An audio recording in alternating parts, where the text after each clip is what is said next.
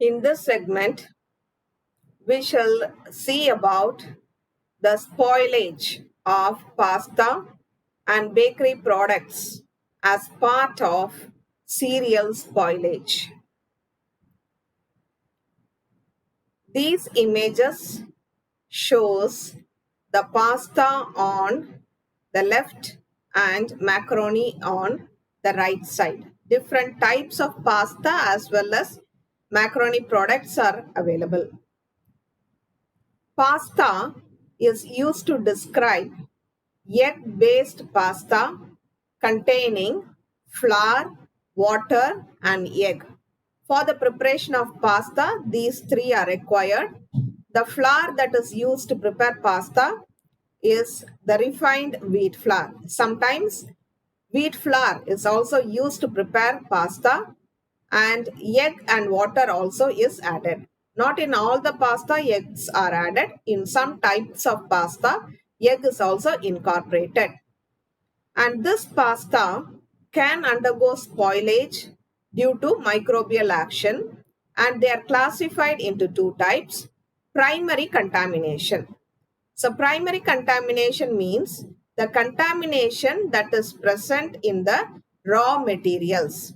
What are the raw materials? The raw materials are the flour, water and egg. These are the raw materials.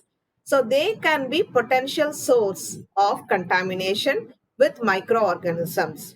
If the flour contains microorganisms or the egg contains microorganisms or even the water that is used to prepare the dough contains microorganisms, they can be a source of contamination, and this is called as primary contamination. And spoilage can also occur due to secondary contamination. Secondary contamination is due to microorganisms that are present during the production process itself. So when the microorganisms are added to the product during the processing, then it is called as secondary contamination. Are they being added? They are not being added, but when the product gets contaminated due to the use of utensils or equipments or due to the personnel, then it is called as secondary contamination. Microorganisms which develop during the production process and their metabolites. So the microorganisms, they develop during the production process. During the processing of the pasta or macaroni, microorganisms may develop. Say for example, if the microorganisms were present in the form of a spore, and these spores, because of the addition of water and the other nutrients, they get a very conducive environment for growth, and therefore the microorganisms may develop. And when the microorganisms develop, they also produce metabolites. They produce chemical substances, or the metabolites can be found in the packaged pasta, since the thermal treatment in the drying process does not destroy them. So the spores that were present in the raw material has now grown, and they have also produced the metabolites, and during the drying process of the pasta, where it is subjected to high temperatures, but still the high temperature has not destroyed the microorganisms. That is, they do not decompose them completely. The high temperature used for the drying of pasta or macaroni does not destroy the microorganism. Pathogenic bacteria with their toxins can cause contamination of the raw materials, semi-products, and the final products. Pathogenic bacteria are those that can cause diseases, right? And these bacteria produce certain toxins. The toxins produced by the pathogenic bacteria will cause contamination of the raw materials. Semi-products are during the processing, several products are produced, and the intermediate product, we may call it as the semi-products, and the final products can eventually lead to various disorders in the human organism. Similarly, contamination of raw materials, semi-products and final products with the moles that are producers of mycotoxins, and with mycotoxin as such, is also considered to be significant importance.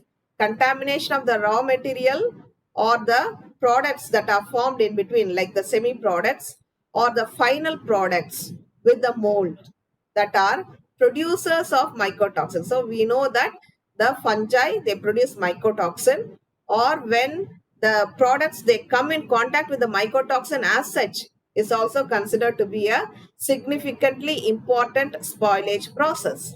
Molds of the genera Aspergillus, Penicillium and Fusarium are known to produce mycotoxins.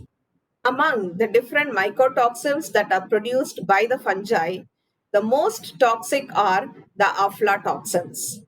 The aflatoxins are synthesized by the species of Aspergillus flavus, Aspergillus parasiticus, and also by some other molds. Aflatoxin is produced by Aspergillus, and this is the most toxic component.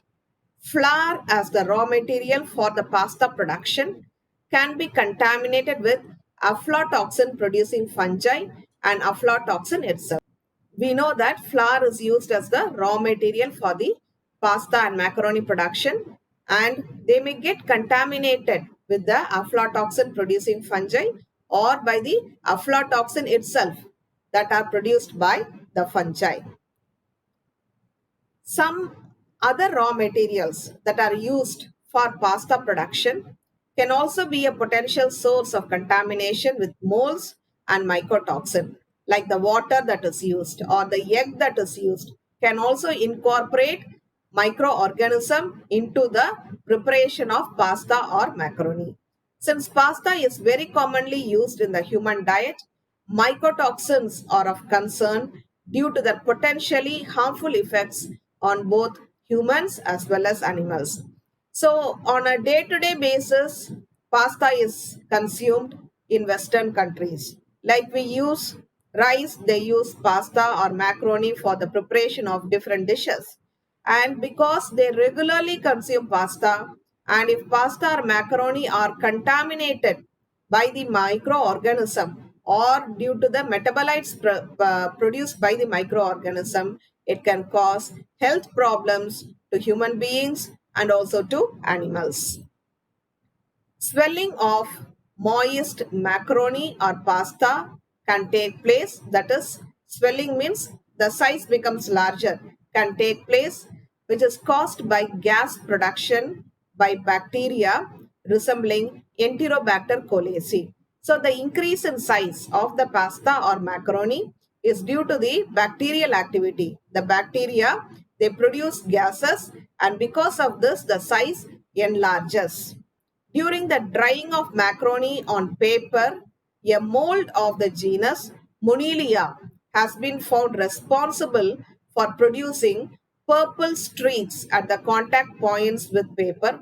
So we generally prepare pasta in the industries. There are large scale industries, cottage industries that produce pasta and macaroni. Household preparation is very less. Very few people produce them at house. So when it is done at home, then the pasta that is prepared at home may be dried using papers, plastic sheets or newspapers may be used to dry the pasta. And what happens during the drying process? The place at which the pasta or macaroni comes in contact with the paper, there the moisture content will be more, and because of more moisture content, certain type of mold like Monilia may grow, and this growth of Monilia will produce purple color streaks at the contact points. But these defects are not common despite the long, slow drying process of macaroni. It takes place very rarely. That too, when it is prepared only in the home conditions, this is possible.